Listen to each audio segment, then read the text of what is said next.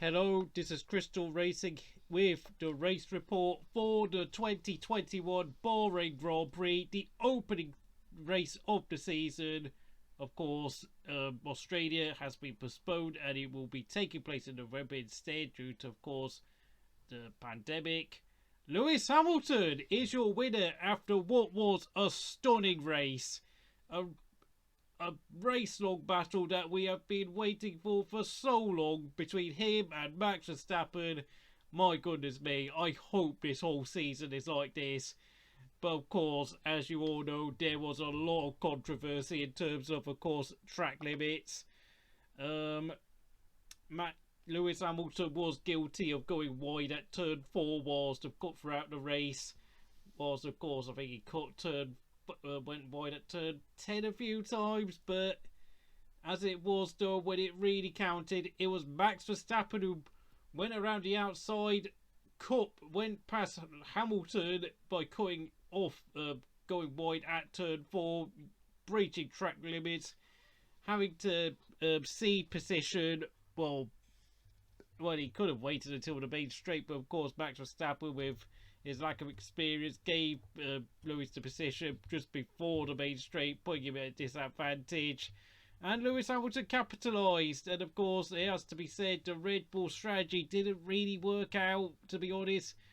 You know, leaving Max Verstappen so late for his first pit stop, that really didn't help Max, meaning he had to catch up. Did he overtake Lewis? I'm not sure during the second stint, but as it was, Max Verstappen will be very frustrated. I'll give Lewis Hamilton 10 out of 10. Max Verstappen, I'll give him 9.5 out of 10 because, you know, he did get pulled, but I have to say, he did get quite frustrated throughout that race, and I have to say, you know, he did a stunning effort yesterday in qualifying to grab pole. The race he was hindered by his team. He did ultimately lose out when it counted. So, you know, yeah, there's that. Third place, Valtteri Bottas, 8 out of 10. Back to the usual stuff again with Valtteri. He's just a number 2, and frankly, I don't care about Valtteri. You know, the sooner Valtteri Bottas leaves Mercedes, the better, because he's not there to challenge Lewis Hamilton whatsoever. I just don't care. I really don't care about Bottas whatsoever. Well, I suppose if one good thing he did this weekend, it was be about only 2/10 slower than Hamilton in qualifying. Yeah, I think that's about it. Yeah, and then of course Lando Norris finished 4th. 10 out of 10, I've got to say, to be honest. Yeah, he lost out to Daniel Ricciardo in qualifying, but in the race he got ahead and pretty much was the best McLaren driver. I have to say, I mean, Ricciardo has got a bit of work on his hands because Lando Norris does seem to have really stepped it up in terms of pure speed this season and consistency. I mean, we did see at times last year when he was up against Sainz outpacing him, and yeah, I mean, this is going to be a tricky year for Lando, I'm afraid to say. 5th place, it is Sergio Perez, 9 out of 10. Got knocked out in Q2. He was very unlucky, I have to say, because they did put him on medium tyres, but having said that, though, you would expect Perez to just about squeak in, considering he's now driving a Red Bull. And of course, for those of you who do remember, yeah, Sergio Perez broke down on the formation lap with that system failure, causing that extra formation lap and shortening the race by a lap. But despite that, he did make his way from the back of the grid, put in some impressive overtakes. For me, that's 9 out of 10 for his effort for his first weekend at Red Bull. Although, of course, I do think he will be slightly disappointed at not getting Lando Norris. Charles Leclerc, 6th place, 9 out of 10. once again outperforming that Ferrari. Although, of course, the SF21 is something of an improvement on the last year's horrific SF1000. So, I mean, at least he kept himself clear of Carlos Sainz. Make sure that your teammate isn't close to you. 7th place, Daniel Ricciardo, 8 out of 10. He will be disappointed to finish 3 places behind Norris because, of course, he out-qualified him, but in the race he fell behind very soon, and I suppose his lack of knowledge of the car is sort of shown up, but, Daniel Ricciardo does tend to start slowly at new teams. Let's just say this, because, of course, when he was at Renault 2 years ago, he did have a bit of a slow start where Hulkenberg showed him up. 8th place, Carlos Sainz, 7 out of 10. Yeah, solid. Yeah, he showed some fairly decent pace. Well, I'll give him 7.5 out of 10, to be honest. He did fight. He did look alright, but he was getting into fights with much slower cars like Vettel, Alonso's Alpine, Lance Stroll's Aston. Kind of a bit of a meh performance, if I'm going to be honest, but it's his only 5th outing he's had with Ferrari so far. Well, he's only driven that Ferrari it's only his 7th day with driving that Ferrari so far in his F1 career, so I suppose there's much worse performances, debut performances that other drivers could have had, to be honest, but yeah, 7.5 out of 10 for Sainz. Lance Stroll, 8.5 out of 10. Well, I suppose considering the Aston Martin is somewhat slower than last year's Racing Point, it's a decent result, and you've got to realise, considering Aston Martin do use the same low rake philosophy, because of course it is basically the green Mercedes, since of course all they can do is modify the rear end and reduce the size of the diffuser. I mean, the problem is, of course, because the diffuser and the floor of the car has been heavily reduced, it means that both Mercedes and Aston Martin can no longer take full advantage of their low rake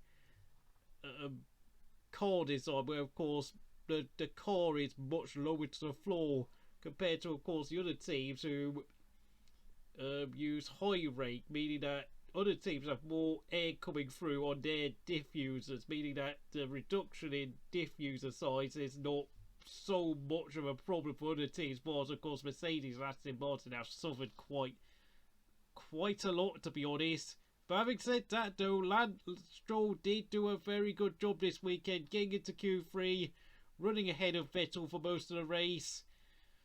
And I have to say this is looking like a realistic possibility that Lance Stroll could actually be beating Vettel over the course of this season. I know that sounds amazing, but it's looking very real, to be honest.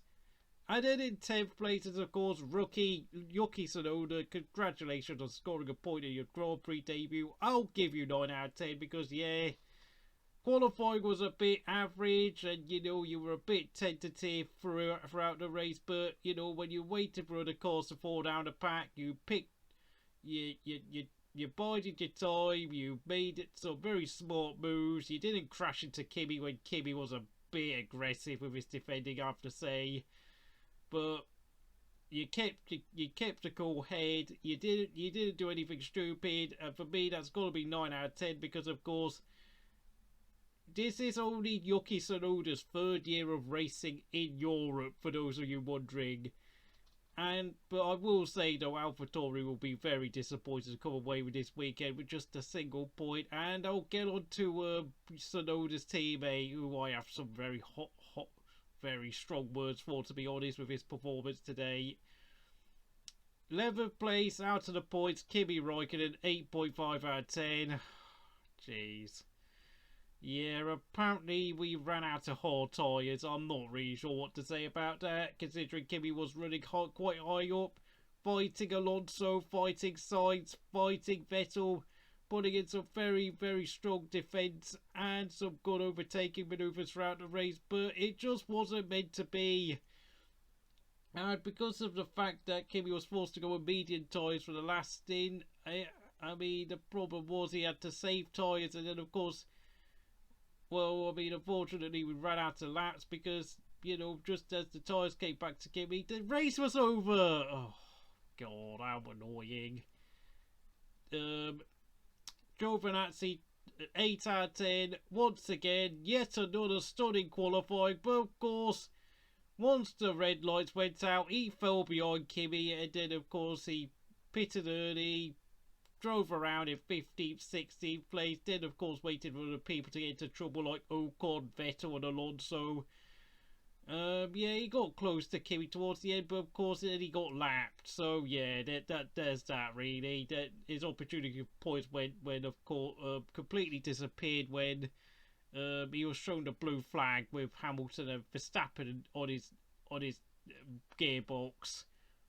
13th place, Esteban Ocon, 8 out of 10. Now, I know this is a bit of a funny one because he went out in Q1, but after Alonso retired, Ocon did start to push ahead a bit more, and I have to say, he did put Alfa Romeo under quite a bit of pressure towards the end. I have to say, considering he's up against a veteran in Fernando Alonso who will be giving him a hard time, I have to say Esteban Ocon did keep a cool head throughout this race. Okay, it's not his best drive, but at least he is driving consistently, and I think Esteban Ocon has taken the approach of just do the best you can, focus on your race, ignore whatever Fernando Alonso is doing, because let's be honest, if Esteban Ocon even dares of trying to compare himself to Fernando Alonso, he will probably find himself getting distracted and overdriving.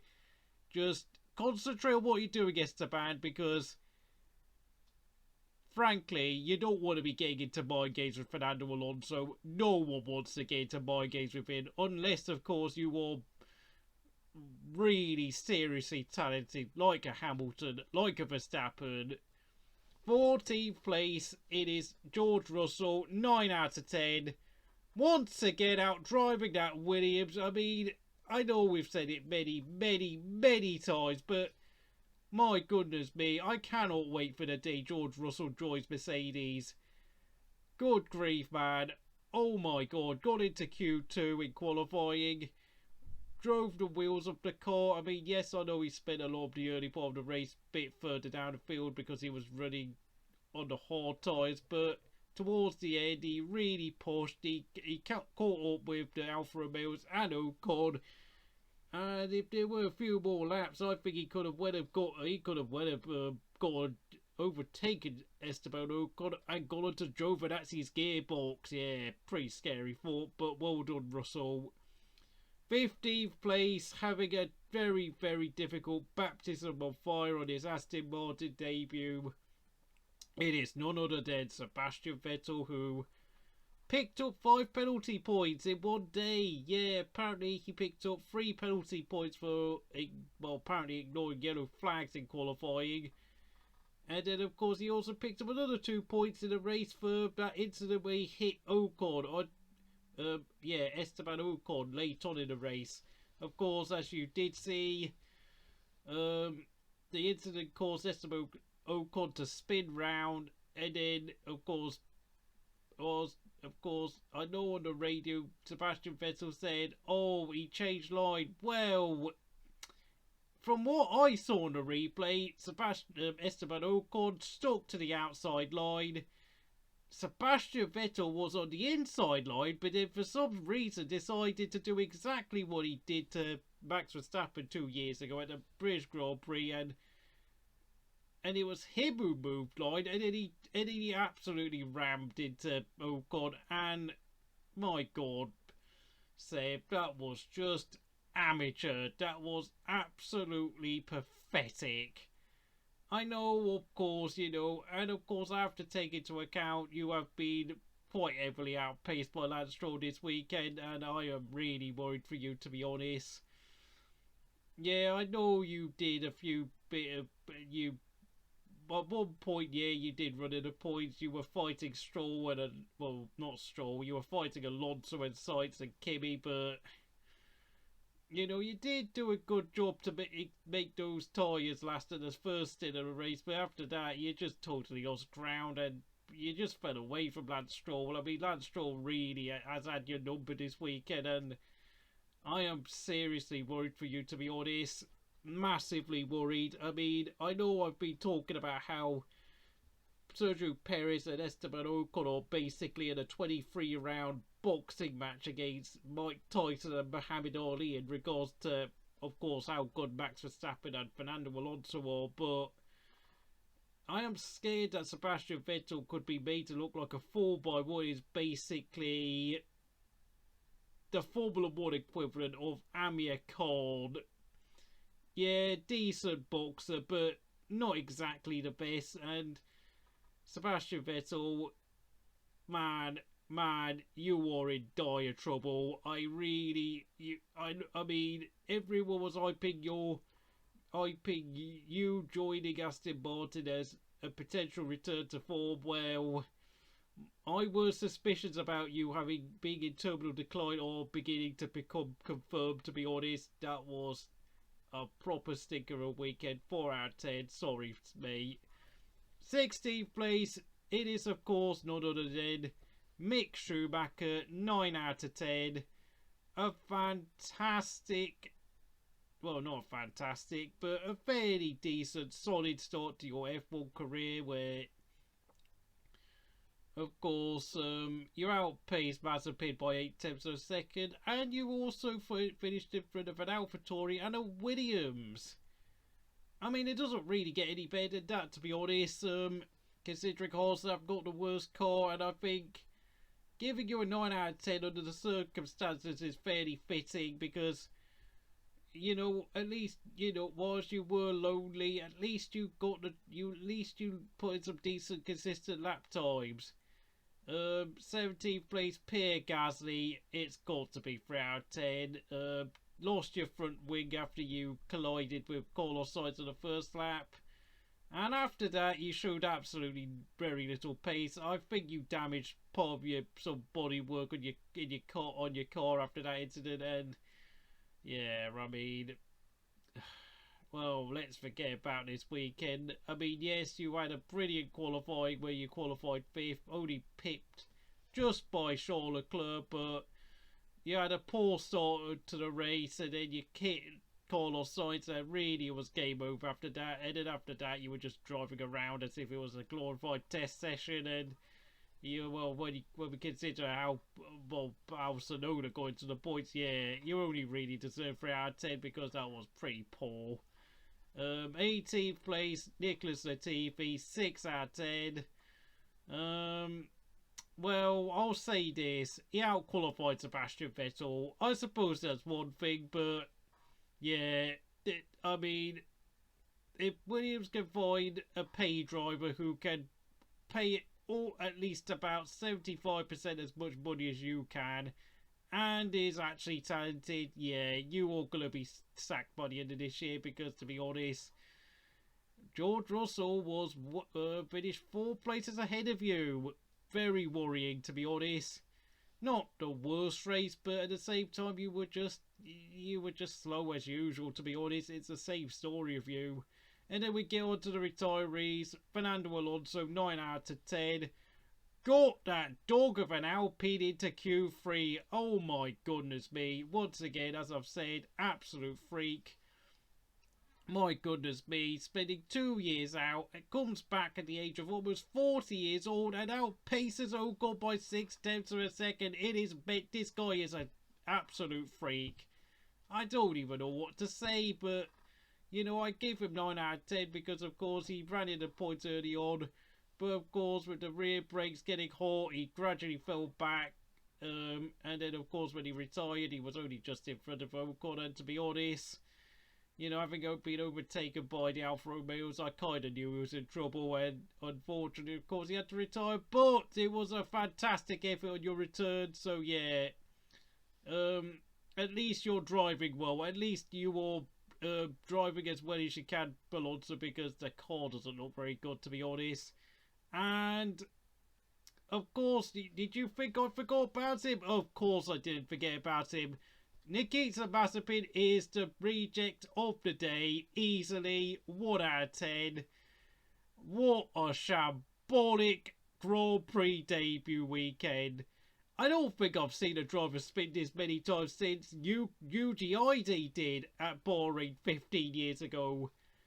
Oh my god. Like, I lost count the number of times you spun up in practice, in qualifying, and then of course, to no one's surprise, I mean, you know, in the first 2 corners, you clipped the curb, lost control of your car, went to the barriers, because frankly, that's where you belong, to be honest.